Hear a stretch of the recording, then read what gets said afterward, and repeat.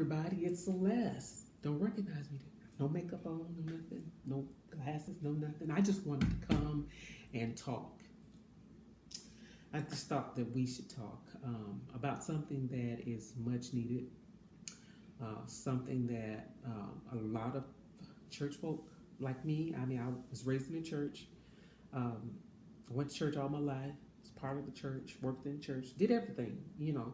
My friends were in the church, associates, extended family, everybody was, you know, I was just a church baby. And I understand that a lot of people don't have my same walk. That's what makes the world go around. We're different. But I can only speak from my perspective. This is my testimony. That a lot of church folks get caught up in this box and they never venture outside of the box because this is how we were taught. I mean, this goes for Kojic, Apostolic, Baptist, whatever denomination you're in. If you were taught servanthood like Church of God in Christ, they taught us to be servants. And whatever you find your hands to do, do it. And we did it. And we didn't expect nothing. We just wanted to please the Lord because this is what we were supposed to be doing. We didn't look outside the box. We were right there doing what we were taught to do. And nothing wrong with that because that's my foundation. It taught me servanthood. And, but a lot of us could be like me because I was a little bit naive. I mean, even up through, I was grown, well grown. And I didn't learn this lesson until I was grown.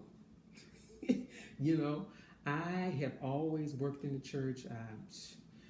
One particular church, I was part of financial officers team. I was a media. I was part of the choir, the praise team, church administrator, the janitor, the groundsmen. I guess the people that sweep up the leaves and everything. I was wherever I found my hands to do, I would do it because I was doing what I was taught.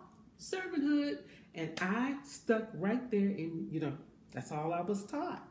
And so imagine you're moving away to a whole different city and a whole different state on the other side of the world, and you find yourself in a quandary because, oh my God, what do I do? What do I do? And then you're grabbing at every church that passes your way. Maybe I need to be over here. I need to be doing something. I got to be doing this because I got to be in this box. I got to, and you find yourself like me.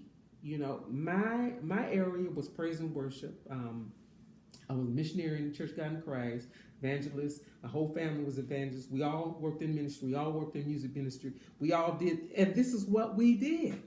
So I'm in a whole different area, a whole different state, I'm in a state of quandary because I don't know where I'm supposed to be. Oh God, what am I going to do? Because I'm still in that box.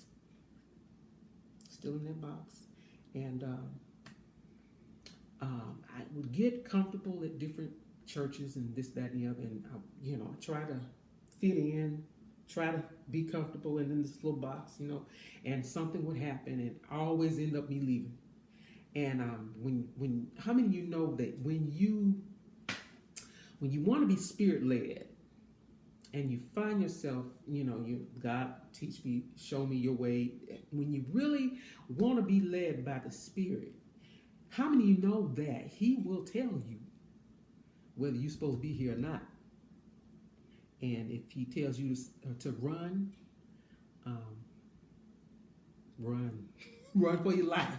So I was like, and it was something I was going through. I couldn't really tell people because in their mind, they be like, you just unstable, it wasn't that I was unstable. In my mind, I was just, I need to be a part of something that I could do this and that. It was I was in a state where I was doing what I knew to do, and a lot of people, when you talk about what you're going through like this, their first thing they say, like, you're unstable, and then they make you feel some sort of kind of way that it's in your mind, this, that, and the other, make you feel funny. So, but I said all this to say this: I was in a place where I just could not find stability in this box. And I just was all over the place, because I just know there was a box that I'm supposed to be in. Lord, where's the box? And it never dawned on me. It was as if a light bulb came on. Now, this took some time for this light bulb to turn on. I guess the Lord was just trying to see how far I would go. But this light bulb came on. And I want to say it was the Spirit of the Lord, because I accepted it. It was as if He was telling me, why don't you just sit down? Because, a lot of us are so busy doing stuff, that's all you know to do is do.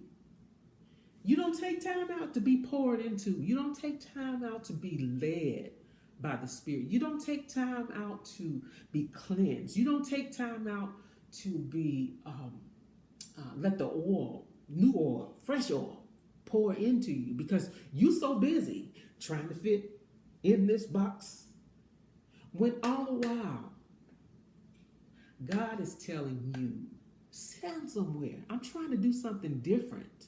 I'm trying to pour fresh oil on you, because there's something that I want you to do. It's time to shift. And you find yourself, oh God, I'm shifting. I'm shifting. Is this me or is this you? And you don't really know, if it's flesh or if it's God. But I can't tell you, because somebody's watching. When you feel that uneasiness, feel like looking to the left, looking to the right, and in your spirit, you feel a dread because there's something missing, I'm telling you, it's not your spirit, it's God speaking to you. It may be your time to sit down and be poured into. It may be your time, because God wants to do something special in your life.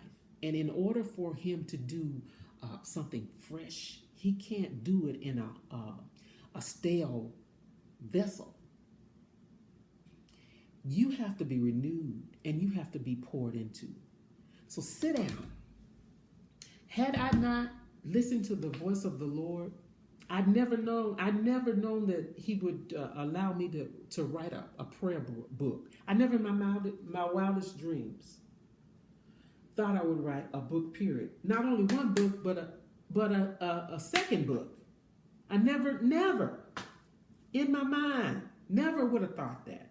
I never would have, I've always wanted to do this, but I never thought I would do any kind of recording. I never thought that. And then different areas the Lord has shifted me into. I'm gaining knowledge from here, networking, this, that, and the other. I never would have had I been in this box.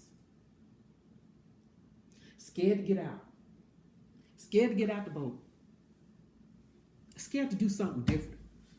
Scared to allow God to do something different through me that would affect generations to come. So my suggestion to you is, when you find yourself, and I know somebody's watching this, when you find yourself uneasy and you're doing stuff that in that box there, and you feel uneasy, and you know in your spirit that this is not God, I would suggest to you to sit back and let God pour into you. Sit down. Stop working so much. Stop doing whatever. And just sit and listen. A lot of us are afraid to listen because we're afraid of what he's going to say. But if you don't listen, you're going to find yourself in a cycle. I was in a cycle.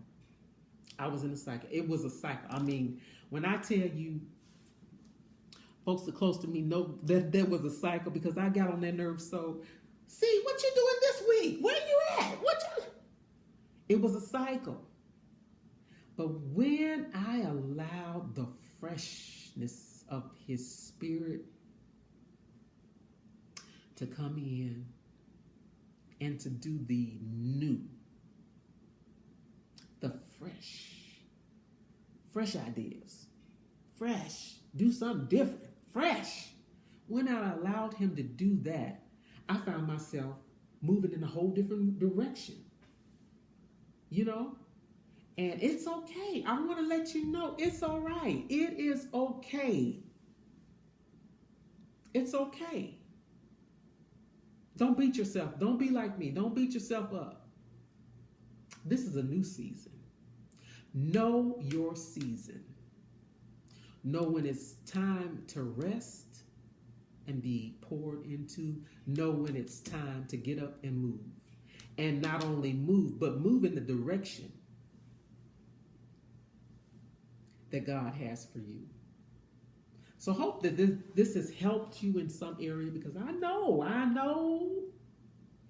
lot of folks don't talk about it, but it needs to be said, because I don't want you walking around naive and beating yourself up. Know your season. Know when to move and know when to sit down. I love you.